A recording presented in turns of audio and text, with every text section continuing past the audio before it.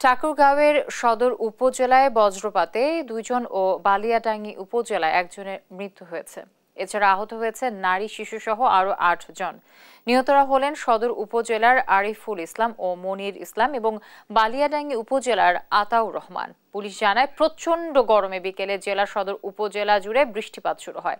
এ সময় গড়েয়া ইউনিয়নের গোপালপুর গ্রামের ভুল্লি নদীতে আরিফ, মনির সহ 5 জন গোসল করতে নামলে আকস্মিক বজ্রপাতে মৃত্যু হয় আরিফ ও মনিরের। অপরদিকে বালিয়াডাঙ্গিতে বাড়ির বাইরে আতাউর সহ 5-6 জন মিলে বসে থাকা অবস্থায় হঠাৎ বজ্রপাতে আহত হন তারা। পরে হাসপাতালে নেয়ার পথে মৃত্যু হয় আতাউরের। আস্তা যখন উঠছে এরা চরক পড়ছে, পড়ার পরে সবাই মাটিতে পড়ে গেছে। মাটিতে যখন পড়ে যায়, ওইখানে একটা বাড়ি আছে, ওই বাড়ির লোকজনেরা বাড়ির জানলা দিয়ে দেখছে। দেখার পর সব দৌড়ে গেছে, যায় দেখা যায় ঘটনা ছিল দুইজন মারা গেছে।